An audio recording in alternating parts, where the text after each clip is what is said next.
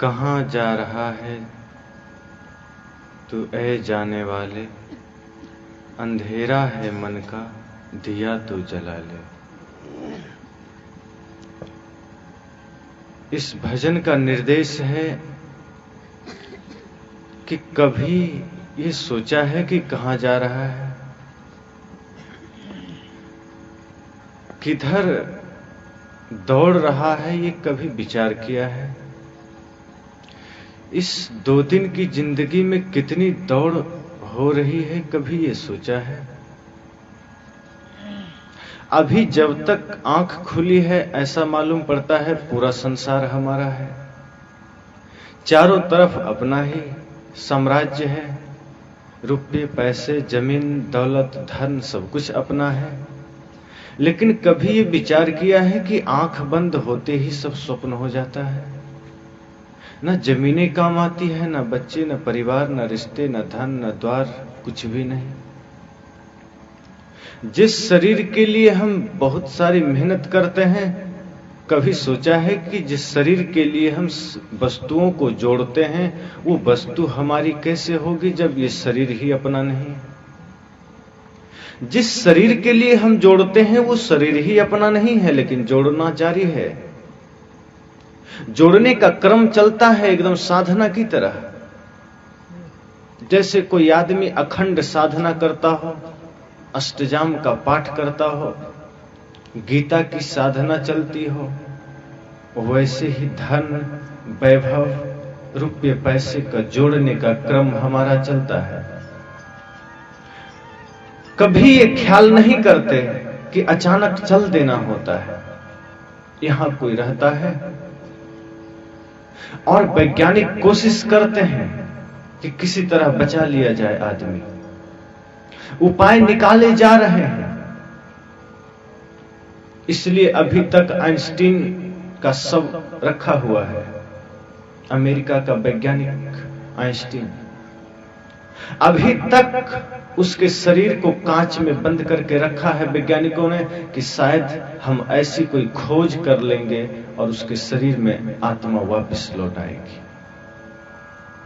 लेकिन कोई उपाय नहीं है कि आदमी को जिंदा रख सके। और यदि यह उपाय निकल गया तो उस दिन इतिहास का सबसे काला दिन होगा। वैज्ञानिकों का मानना है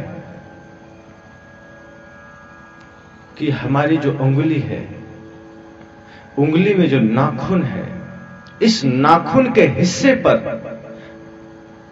20,000 जीवों का वास होता है। इतनी सी जगह में अब समझ सकते हैं कि पूरी पृथ्वी पर कितने जीव होंगे। इतनी छोटी सी जगह में 20,000 जीव आ सकते हैं। इतने छोटे छोटे जीव होते हैं और उन जीवों में प्रजनन की क्षमता इतनी होती है कि यदि उनका मरना सिर्फ बंद हो जाए तो 2 घंटे में वो छोटे छोटे जीव पूरे पृथ्वी को भर देंगे।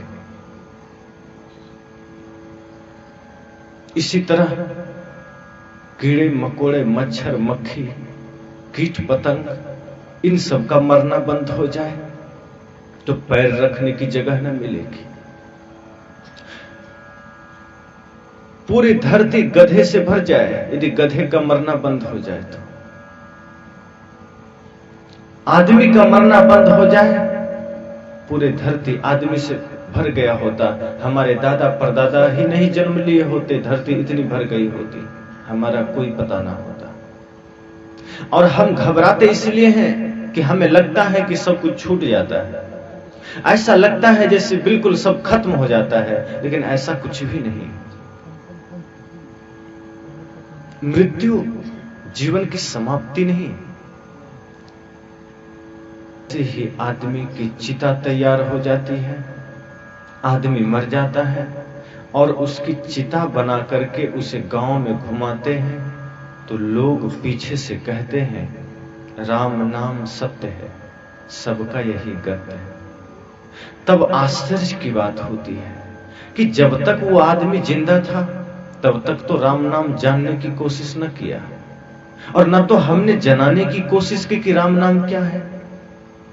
जब तक जिंदा था तब तक वो जानता रहा धन दौलत क्या है, रुपये पैसे क्या है, परिवार क्या है, पत्नी बच्चे क्या है, मकान, गाड़ी, घोड़े, टीवी, फ्रिज, कूलर, एसी क्या है? लेकिन अब मर जाने के बाद हम उसे सुना रहे हैं राम नाम सत्य है। मरा हुआ आदमी को क्या फर्क पड़ता है कि राम नाम सत्य है, कि राम नाम गोबर है, कि राम नाम झूठ है? मरा हुआ आदमी को कोई अंतर पड़ेगा क्या?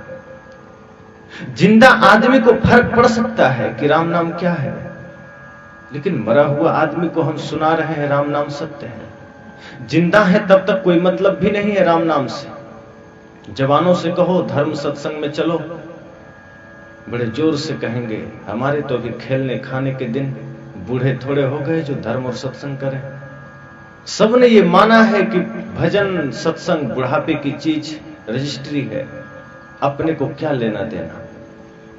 ये ख्याल ही भूल जाते हैं कि भजन का समय और अवस्था से कोई लेना देना नहीं होता। जैसे श्वास आप लेते हैं तो कोई आदमी ये तो नहीं कहता कि अभी मैं बूढ़ा थोड़े हुआ हूं जो श्वास लूं। एक गर्भ में पलता हुआ बच्चा भी श्वास लेता है, 1 साल का बच्चा भी श्वास लेता है, और 90 साल और 140 साल का जीता हुआ बुढ़ा भी श्वास लेता है। श्वास किसी व्यक्ति विशेष को लेनी पड़े ऐसी कोई बात नहीं। सत्संग और धर्म श्वास की तरह है। ऐसा नहीं कि आधे घंटे सत्संग हमने कहीं कर लिया साल में, बस बात खत्म हो गई। बहुत लोग बहाने करते, हमें तो फुर्सत ही नहीं, माया का जंजाल है, घर द्वार, परिवार, संसार, ड्यूटी, आखिर समय कहां से निकालो? गोस्वामी जी ने कहा था, एक घड़ी आधी में पुनियाद, तुलसी संगत साधु की कटे कोटि अपराध। आदमी बड़ा चालाक होता है। उसने कहा, बाबा 1 घड़ी का सत्संग बड़ा मुश्किल है, 1 घड़ी तो समय नहीं मिलेगा, कुछ कम कर दो। गोस्वामी जी ने कहा, चिंता ना करो, 1 घड़ी आधी घड़ी। 1 घड़ी का समय नहीं मिलता है तो आधी घड़ी का समय निकालो, लेकिन जरूर निकालो। 1 घड़ी का सत्संग न कर पाओ, आधी घड़ी का सत्संग करो।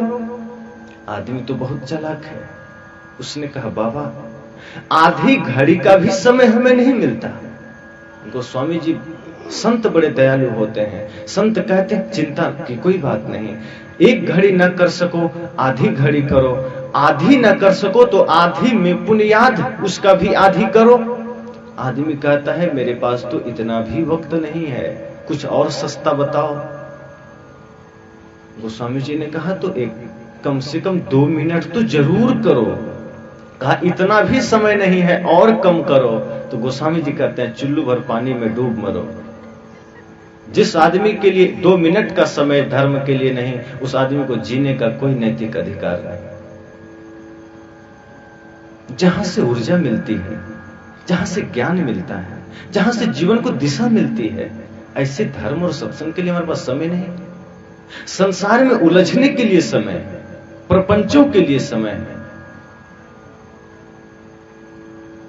सारे काम के लिए समय मिल जाते हैं। बात धर्म और सत्संग की होती है, हमारे पास समय नहीं, क्योंकि हमने धर्म और सत्संग को जाना ही नहीं। हमने धर्म को माना है कि किसी मंदिर में घंटी हिला देना है। हमने सत्संग को समझा है कि किसी सत्संग में बैठ जाना है 2 घंटे।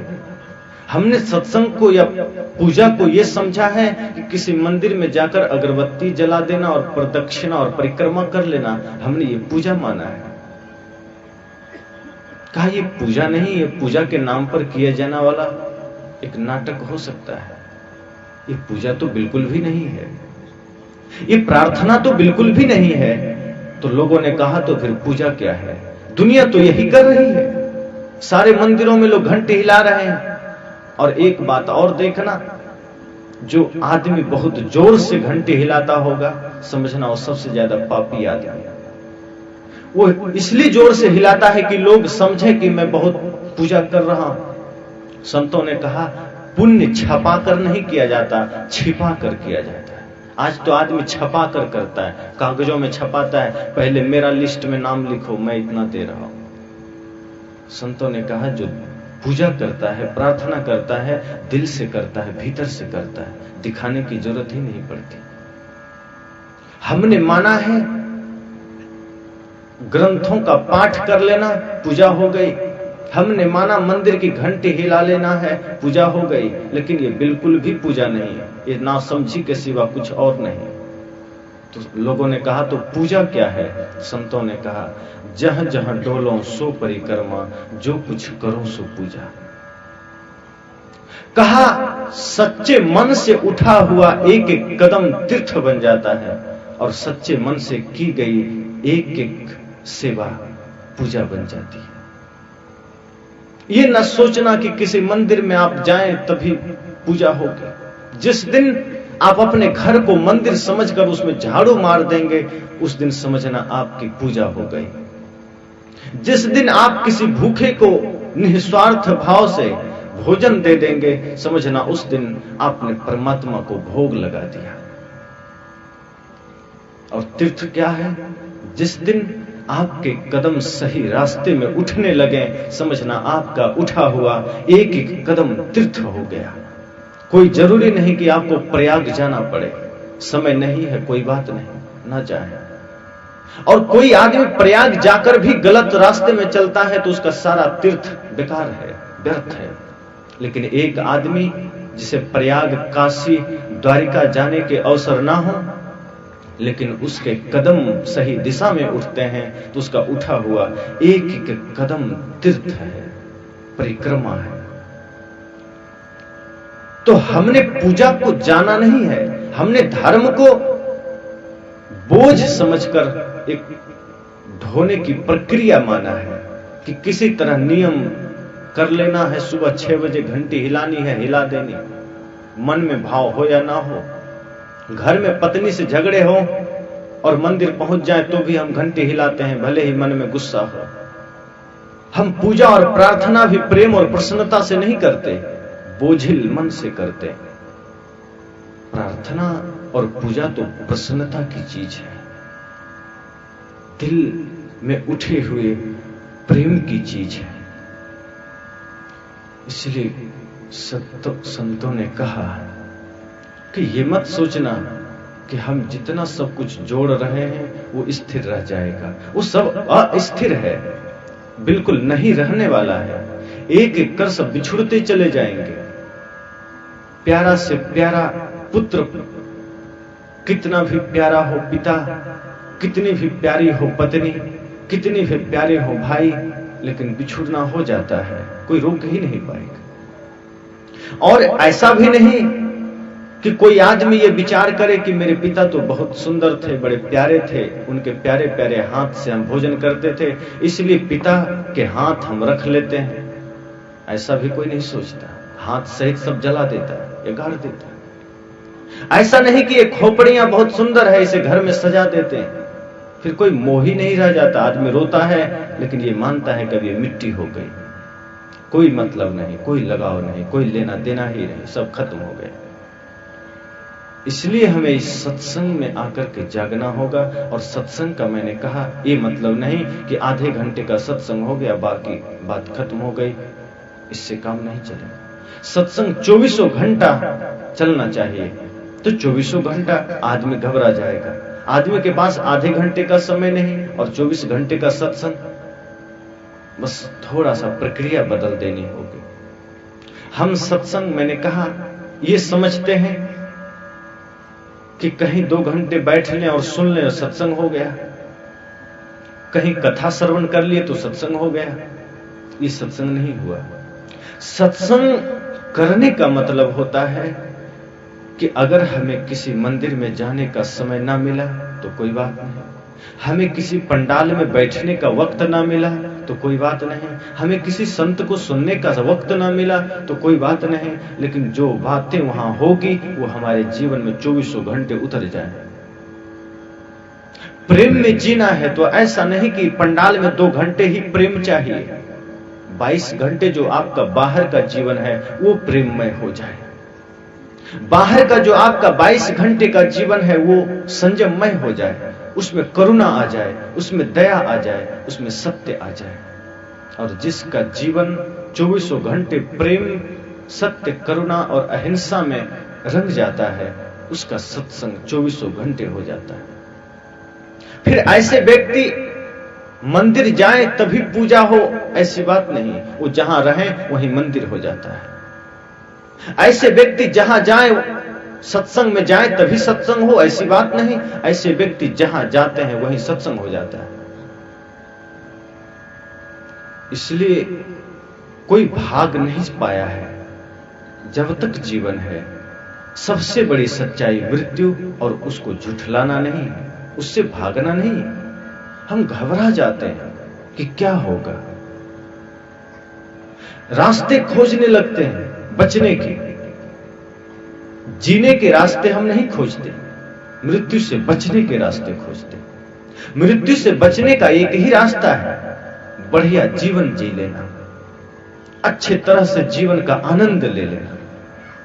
लेकिन भागने की कोशिश इतनी होती है कि ऐसा मालूम पड़ता है हमें यही रहना है। हम इतना सब कुछ जोड़ना चाहते हैं कि मालूम पड़ता है हमें जाना ही नहीं। पड़ोसी में किसी का शरीर छूट गया तो हमें यह ख्याल ही नहीं आता कि हम भी उसी लाइन में खड़े हैं। हमें लगता है दूसरे लोगों को जाना होता है, हम तो रहने आए हैं। इसलिए भाई भाई के बीच खाई पैदा है, पूरा परिवार लड़ रहा है, मर रहा है। एक एक बित्त जमीन के लिए भाई भाई का गला काट देता है। ऐसा मालूम पड़ता है कि वो जमीन साथ जाएगी, जमीनें यही पड़ी रह जाती है। ना मालूम इस जमीन पर कितने लोगों का कब्जा हुआ होगा। आपसे पहले किसी और की होगी, उनके पहले किसी और की होगी, और आपके बाद किसी और की हो जाएगी। 500 साल के बाद यहां क्या होगा, किसका क्या पता, कुछ कह नहीं सकते। लेकिन हम ऐसे ठाने रहते हैं कि सब कुछ हमारा है, सब हम ले जा सकते हैं साथ। रावण जैसे व्यक्ति भी अकड़ता था सोने के लंका पर, उसके पास तो सोने का मकान था। अकड़ना बात समझ में आती है, लेकिन हमारे पास तो एक सोने की अंगूठी भी नहीं है, और किसी के पास है तो क्या बिसात एक अंगूठी की। महल था रावण के पास, उसे भी जाना पड़ा। तो हम क्या है, विचार किए। सदगुरु कबीर ने कहा, गए राम और गए लक्ष्मणा, संग न गई सीता ऐसी धना। राम भी गए, लक्ष्मण भी गए, लेकिन कोई साथ नहीं गए, अकेले अकेले गए।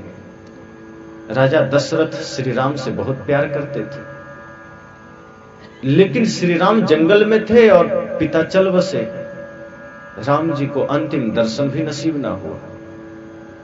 परमात्मा भगवान कह ले श्री राम को, और हम लोग एक आम जनता, तो हम लोग क्यों ये विचार कर लेते हैं कि हमें बिल्कुल रह ही जाना है। मेरा मतलब था कि जो घटना एक आदमी के जीवन में घटती है वो सबके जीवन में घटनी है, और वही उसी का नाम है मौत। और इसके लिए बस इतना ही करना है कि जैसे अतिथियों के आने से पहले हम अपने घर द्वार को साफ स्वच्छ पवित्र रखते हैं, उसी प्रकार मृत्यु एक अतिथि है। अतिथि का मतलब ही होता है जो बिना तिथि के आ जाए, और मृत्यु एक अतिथि है, और उसके आने से पहले हमारे जीवन के सारे हिसाब किताब ठीक होने चाहिए। ऐसा ना हो कि हमारा जीवन गंदा हो, ऐसा ना हो कि ये शरीर रूपी देवालय अपवित्र हो। शरीर शुद्ध हो, स्वच्छ हो, कोई दुर्व्यसन ना हो, कोई अभक्ष्य भोजन ना हो, और मानसिक विकार भी ना हो। काम, क्रोध, लोभ, मोह, अहंकार जहां तक बन सके ये भी ना हो। झूठ, गाली, निंदा ये भी ना हो। शरीर शुद्ध हो, और जैसी शुद्धता मंदिर की होती है वैसी शुद्धता यदि हमारे शरीर की हो गई तो निश्चित मानिए कि आपके जीवन में चंदन जैसी खुशबू आ ही जाएगी। अभी यदि जीवन बोझ मालूम पड़ता है, जीवन में गंदगी मालूम पड़ती है, तो इसका एक ही कारण है कि हम मृत्यु को भूलकर पाप किए जा रहे हैं। हम ये भूल ही जाते हैं कि जो पाप हम कर रहे हैं वो व्यर्थ है। तो मैंने कहा कि यदि जीवन को ठीक ढंग से समझना है, जीवन का सही आनंद लेना है तो जीते जी कुछ कर जाना है। मरने के बाद कुछ भी नहीं होता, कोई उपाय ही नहीं कि मरने के बाद हम कुछ कर सकें। इसलिए सत्संग में आने के बाद एक संकल्प जरूर ले जाना कि आज से यदि कोई दुर्व्यसन करते हो तो वो छोड़ देना, झूठ बोलते हो तो एक एक संकल्प लेंगे, जीवन से बहुत सारे बुराई खत्म हो जाएंगे। ऐसा नहीं कि एक ही दिन में सब छोड़ दें, छूट भी नहीं सकता, मुश्किल हो जाएगा। एक एक करके निकालेंगे, एक दिन ऐसा समय आएगा जीवन पूर्ण निर्विकार हो जाएगा। लेकिन बहुत से लोग हैं सत्संग में आकर भी संकल्प उल्टे कर ले जाते हैं। उन्हें यही लगता है कि क्या मतलब सत्संग से, अरे ये तो बूढ़ों की चीज, बूढ़े करें, हमें तो मौज ही मनानी है। और गलती से सत्संग में आ भी गए तो संकल्प न ले जाएंगे, उल्टे ज्ञान। मैं घटना सुनाऊं। एक बार ऐसे ही सत्संग का आयोजन था एक गांव में, और उस गांव में सत्संग सुनने दूर दूर से लोग आए हुए थे। उसी में एक महिला भी आई थी। उसने सत्संग सुना। दूर से महात्मा आए हुए थे, वो नशा पर बोल रहे थे कि जीवन में नशा बिल्कुल नहीं करना चाहिए क्योंकि जहर है और जहर शरीर को नुकसान करता है। तंबाकू, बीड़ी, गुटखा, सिगरेट कैंसर जैसे रोग को पैदा करता है और लाभ कुछ भी नहीं, हानि बहुत है। तो ऐसे जहर को क्यों लेना, संत बोल रहे थे। और अंत में सत्संग समाप्त हो गया। कहा कल फिर सब लोग आना और कल आने के बाद यहां से संकल्प लेकर जाना। उसमें एक महिला बैठी थी। उसने सोचा हमारा जीवन तो बिल्कुल ठीक है, वैसे भी महिलाएं बहुत कम है जो पान खाते हो, बीड़ी पीते हो या गुटखा खाते हो। पुरुषों में ये समस्या बहुत है, लेकिन कोई कोई महिला होती है जो बीड़ी भी पीती है, पान भी खाती है, तो बहुत कम। लेकिन वो जो महिला आई थी वो न पान खाती थी, न बीड़ी, न शराब, न गुटखा। लेकिन उसने सोचा मेरा जीवन तो ठीक, लेकिन मेरे पति का जीवन थोड़ा सा खतरनाक है, और अच्छा हो कि कल मैं अपने पति को यहां बुला लूं तो शायद उसका जीवन ठीक हो जाएगा। भारत की महिमा इसी में कही गई। भारत में पत्नी को धर्म पत्नी कहा जाता है और पति को धर्म पति। भारत के अलावा जितने सारे देश हैं वहां किसी पत्नी को धर्म पत्नी नहीं कहा जाता, पत्नी भी नहीं कहा जाता।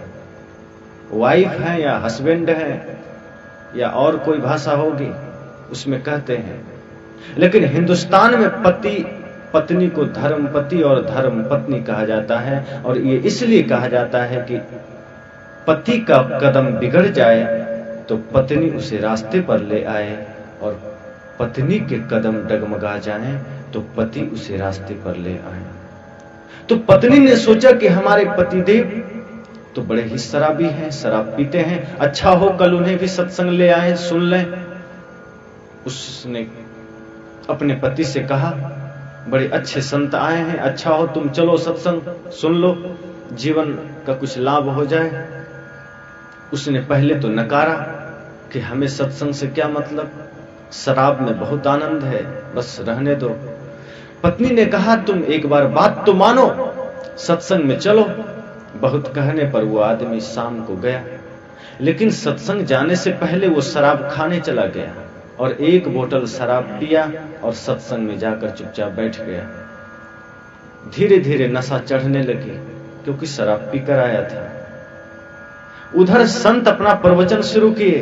कहा मेरे मित्रों कभी तंबाकू न खाना, उसमें निकोटिन नाम का जहर होता है, होठ गले सब में कैंसर हो जाए तो कोई बचा नहीं सकता। बहुत सारी समस्याओं को संत ने रखा और अंत में कहा जिन लोगों को ये बात अच्छी लगे या जिन्हें अपने जीवन से प्यार है वो आकर के संकल्प ले लो कि आज से बिल्कुल हम छोड़ देंगे। यही बात मैं भी कह रहा हूं, संकल्प ले लेना। ये नहीं सोचना कि ये सारी बातें वहां घटना कथा में घट रही है, ये बातें हम आपके लिए ही कह रहे हैं। संत ने कहा सत्संग में संकल्प लेकर जाना और आओ संकल्प लो। एक आदमी खड़ा हो गया, माइक पकड़ा, उसने कहा मेरे मित्रों आज से मैं बीड़ी पीना छोड़ दूंगा। सबने तालियां बजाई, कहा धन्यवाद। दूसरा आदमी आया, उसने कहा मैं आज से शराब पीना छोड़ दूंगा। तीसरा आदमी मैं गुटखा, कोई सिगरेट, किसी ने कहा पान, किसी ने चाय। सब ने अपने अपने घोषणा की। अंत में जो वो शराबी था वो भी खड़ा हो गया, लेकिन उसके तो नशे भरपूर चढ़ चुके थे, वो लड़खड़ा रहा था। लोगों की नजर उसके तरफ गई, कहा क्या ये शराबी आज से शराब पीना छोड़ देगा? जिसका 1 मिनट भी बिना शराब का नहीं बीतता। लोगों ने सोचा हो सकता है सत्संग का प्रभाव पड़ गया हो। वो आया लड़खड़ाते हुए, हिलता डुलता हुआ माइक हाथ में लिया और उसने कहा मेरे मित्रों, मैं भी आज से छोड़ दूंगा। शंका पैदा हो गई सबको। कहा सबने तो नाम लिया बीड़ी तंबाकू गुटखा, ये तो सिर्फ कह रहा है छोड़ दूंगा। क्या छोड़ दोगे तुम, साफ तो कहो। उसने कहा बिल्कुल निश्चिंत बैठो, मैं बिल्कुल छोड़ ही दूंगा। लोगों को फिर मुसीबत हो गई। कहा भाई मेरे, साफ साफ तो कहो तुम क्या छोड़ दोगे? उसने कहा आप शांत बैठे रहें, मैं बिल्कुल छोड़ ही दूंगा।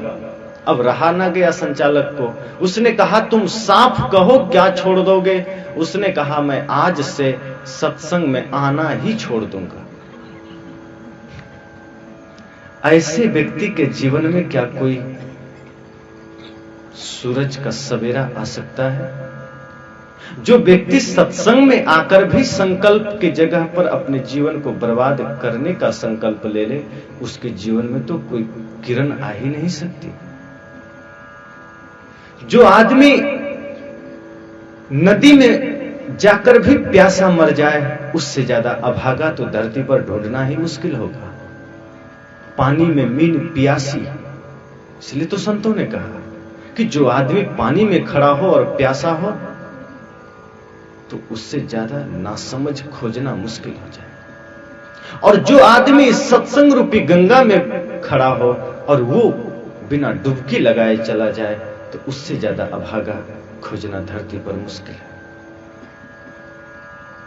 इस गंगा में मन के विकार धुलते हैं। इस सत्संग की गंगा में मन की अपवित्रताएं धुल जाती है, मन निर्मल हो जाता है। इसलिए जीवन में ये जानना जरूरी है कि जीवन क्या है और हमारे जो संबंध हैं लोगों के साथ, वो कितने दिन के लिए, कब तक रहेंगे इस धरती पर, शायद कोई ठिकाना नहीं। चलते फिरते, उठते बैठते, सोते जागते, कभी भी बुलावा आ सकती है मृत्यु की, और हमें जाना ही होगा। और जाना ही होगा तो कोई रोक भी नहीं पाएगा। हम हाथ पटकते रह जाएं, सिर पटकते रह जाएं, निवेदन करते रह जाएं, कोई सुनने वाला नहीं। बस सदा सदा के लिए सब कुछ स्वप्न हो जाएगा। आदमी अपने जीवन भर में ये कोशिश करता है कि हम पहले इकट्ठा करें अपने धन संपत्ति, और तब बुढ़ापे में उसको उपयोग करेंगे। लेकिन जोड़ते जोड़ते ढेर पूरी होती है और उधर मौत आकर के उठा ले जाती है। कहा ठीक है, तुमने जोड़ दिया है, लोगों के काम आएगा, अब तुम मेरे साथ चलो। तुमने शरीर की व्यवस्था तो की, लेकिन अपनी व्यवस्था नहीं की। शरीर की व्यवस्था के लिए हमने भोजन, रुपये, पैसे, मकान सब कुछ कर लिए, बढ़िया गाड़ी, बढ़िया सब कुछ चाहिए, बढ़िया जूता चाहिए, बढ़िया टोपी चाहिए, घड़ी चाहिए, चश्मा, सब कुछ हमने शरीर के लिए सजाया। शरीर को सजाने में हम बिल्कुल कमी नहीं करते। स्नो पाउडर, क्रीम, न जाने क्या क्या साधन उपयोग करके शरीर को खूबसूरत बना लेते। लेकिन हमारा मन और हम खुद इतने विकारों से भरे रहते हैं कि उसकी सुंदरता और उसकी सजावट के लिए कोई उपाय ही नहीं करते। हम अपने भीतर के भावों को सजाने और संवारने के कोई उपाय नहीं करते। बाहर सजावट जारी है। जब भी बाजार गए, पता चला ये कोई बढ़िया चीज मार्केट में आया है, हम तुरंत खरीद लाते हैं। और आजकल सब कुछ प्रचार है। आप जाएं शहर में, बड़े बड़े होल्डिंग्स लगे होते हैं, बैनर, साबुन का प्रचार, कोका कोला का प्रचार, पेप्सी का प्रचार। और जब आदमी देखता है इतना बढ़िया कोका कोला, तुरंत आदमी खरीद लाता है। आप एक चीज गौर किए होंगे, टीवी में जो आदमी कोका कोला का प्रचार करता है इतना मगन रहता है, इतना प्रसन्न रहता है, जैसे दुनिया का सबसे बड़ा सुख कोका कोला में। उसके उस समय आप भाव को देखें तो बुद्ध भी ईर्ष्या करने लगे कि ये तो बड़ा आत्मस्थिति वाला पुरुष है, कोका कोला में उसको इतना सुख मिल रहा है।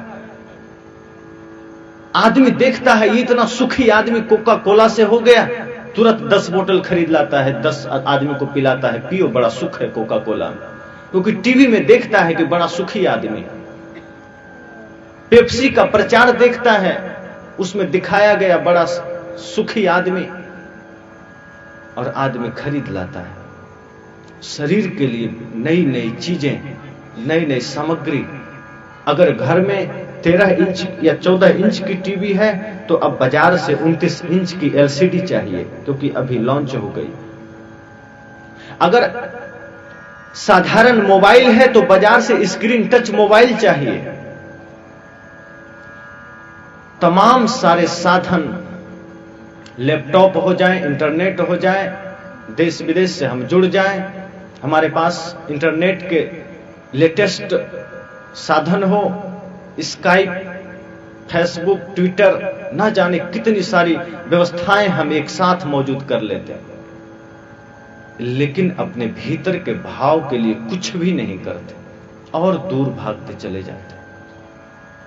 इतने दूर भागते चले जाते हैं कि जीवन कहां खो जाता है, किस अंधकार में पता ही नहीं चलता कि जीवन का सुख कहां छूट गया, कोई समझ ही नहीं आती बात। और अंत में ऐसा मालूम पड़ता है कि हम किसी जाल में फंस चुके हैं, निकलना मुश्किल है।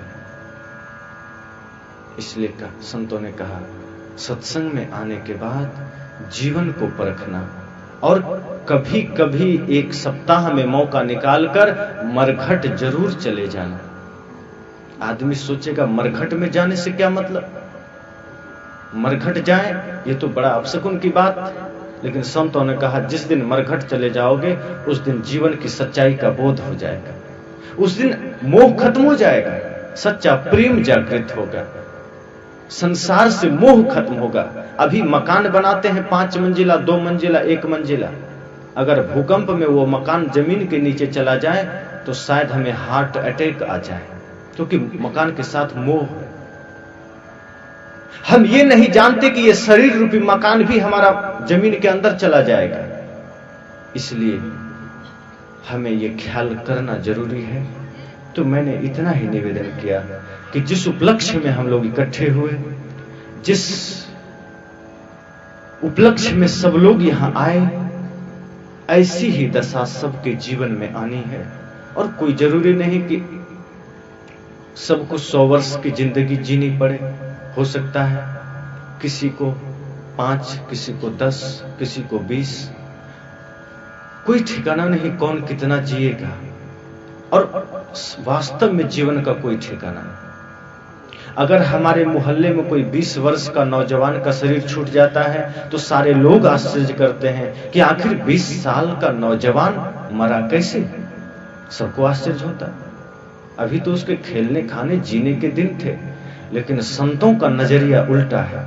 वो कहते हैं 20 साल का नौजवान मरा कैसे, ये तो कोई आश्चर्य की बात ही नहीं। तो लोगों ने कहा, आप कैसी बात करते हैं, अरे 20 साल का नौजवान था, उसे तो भी जिंदा रहना था, आप कैसे कहते हैं कि कोई आश्चर्य की बात नहीं। संतों ने कहा, 10 द्वारे का पिंजरा, तामे पंछी पौन, रहबी को अचरज अहे, जात अचंभो कौन। कहा, एक पिंजरा हो, उसमें 10 दरवाजे हो, और उसके 10 दरवाजे खुले हों, और फिर भी उसमें एक पक्षी बैठा हो। आश्चर्य की बात है कि नहीं। जिस पिंजरे के दरवाजे खुले हों 10, और उसमें पंछी बैठा हो, आश्चर्य की बात है।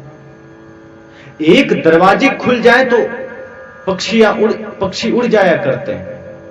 आपके घर में यदि तोता हो, आप पिंजरा के दरवाजा खोल के देखना, तोता उड़ जाता है। और जिस पिंजरे के 10 दरवाजे खुले हों और फिर भी पक्षी बैठा है, तो आश्चर्य की बात है। हमारा शरीर एक पिंजरा है, और इसमें 10 दरवाजे हैं।